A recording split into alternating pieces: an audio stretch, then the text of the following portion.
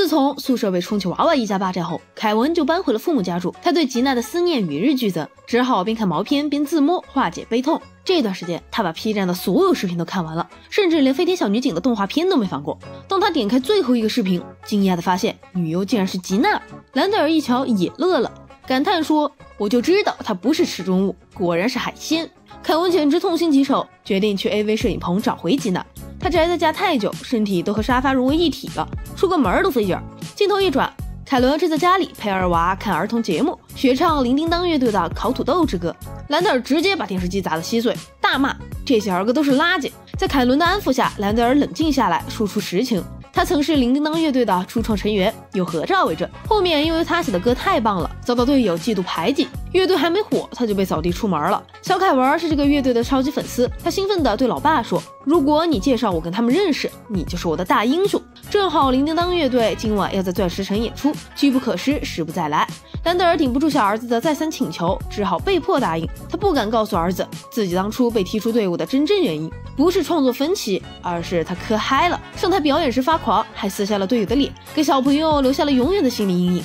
另一边，多比、杰瑞和海豚狗仔组成了小怪胎圈子，他们整天泡在一起玩耍，友谊日渐深厚，当然偶尔也会出状况。多比不小心喷了狗仔，一脸神经毒素；杰瑞又是个乱吃人的危险海豚人，子弹护崽心切，警告儿子以后不要再跟这两个怪胎玩。弗兰克一听不乐意了，当场反骂回去。三个孩子的家长吵得不可开交，最后各自带着孩子负气回家。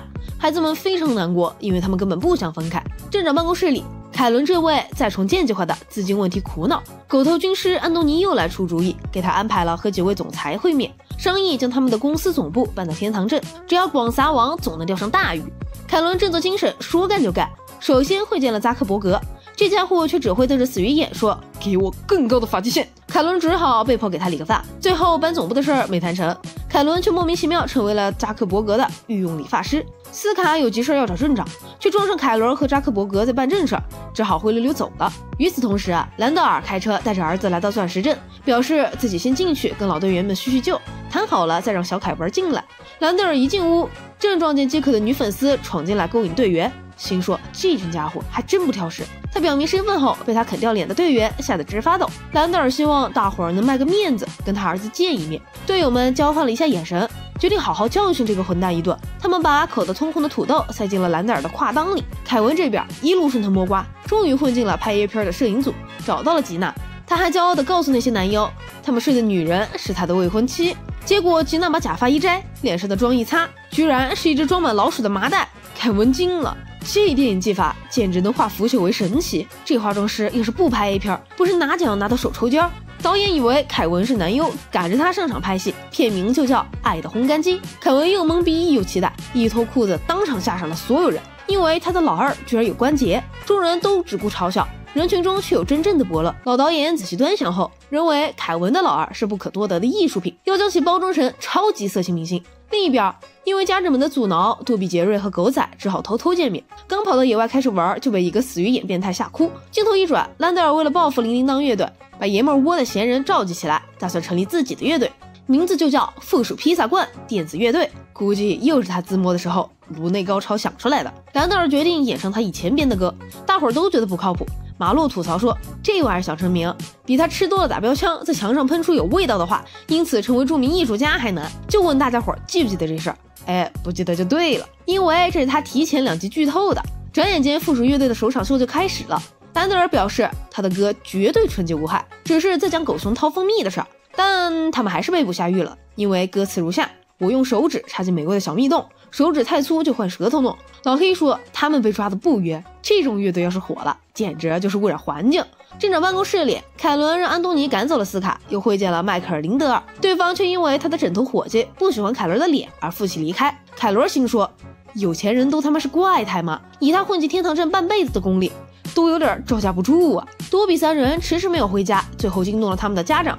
罗比找到多比留下的多比与纸条，得知他们已经逃走。凯文跟着老导演下海后，原本期待着能和火辣女优大干特干，不料老导演走的是抽象艺术流派，拍的 AV 不仅没有啪啪剧情，甚至连女人都没有。他只需要将黑白画面、蒙太奇镜头和几个神神叨叨的词儿凑在一起，让观众看不懂，就成了不得了的艺术作品。因为谁都怕别人说自己没内涵，越看不懂越要鼓掌。自命不凡的老导演认为成功是理所应当，对主演凯文这个工具人，他只有一句话奉送：你哪位？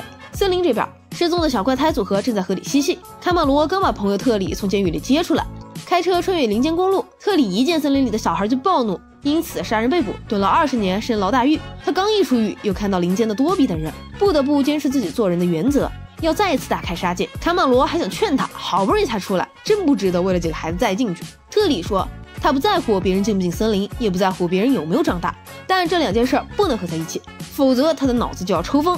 爷们窝这边，附属乐队已经排练了10个小时，马路这个大号手却迟迟没到。霍普森也只顾着讲黄段子，显然大家都不上心。老黑建议兰德尔编些不猥琐的儿歌，否则大家练得再卖力，上台就被封禁也没用呀。兰德尔的老二大脑里除了黄色废料，实在分不出别的。不过幸好这世上什么样的伯乐都有，有金主就好兰德尔这种变态风格，邀请他的乐队在费城音乐节上表演。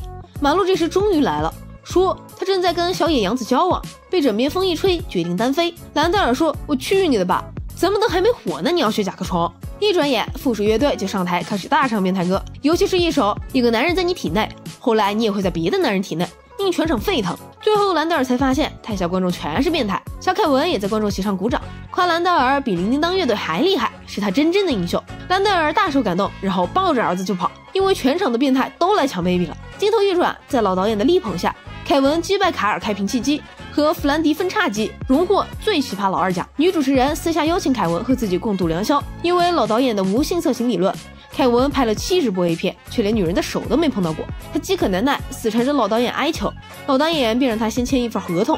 这一炮过后，凯文的老二将永远属于他。为了尝一尝当红艳星，凯文也豁出去了。他在后台化妆时被蜜蜂蛰了老二，等上台时一脱裤子，关键老二已经变成正常形状，艳星大失所望。普通老二怎么能配得上他的角色？老导演更是万念俱灰，一把火烧了自己，跳楼自杀。凯文心想，至少他有正常老二了，也不算太亏。结果渣种的老二忽然漏气，又恢复了怪异模样。与此同时，凯伦又会见了卢瑟，事情刚谈妥，超人就冲出来搅局。斯卡终于能和凯伦谈谈，表示自己现在代表艾弗利公司，想将总部搬进天堂镇。另一边，子弹一伙连夜在森林里搜寻孩子的下落。天亮时发现他们被变态特里逼到了河边，然后背水一战，把特里咬成了无脸人。子弹这帮家长们看罢，终于理解了孩子们的友谊。他们在为保护朋友而勇敢起来的那一刻，便已长大成人。多年以后，成为作家的多比在自传中写道：“我永远忘不了我们离家出走的那个夏天。我们来到树林里，成为了大人。随着年龄增长，保持联系变得越来越难。杰瑞因为研制博物馆参军失败，转而成为了参议员多数党领袖。狗仔当上了宇航员，也是第一只在太空死于嗑药过度的海豚狗。”以上就是天堂镇警局第4季第3集的内容，感谢观众朋友们的关注和支持，下期视频我们再见。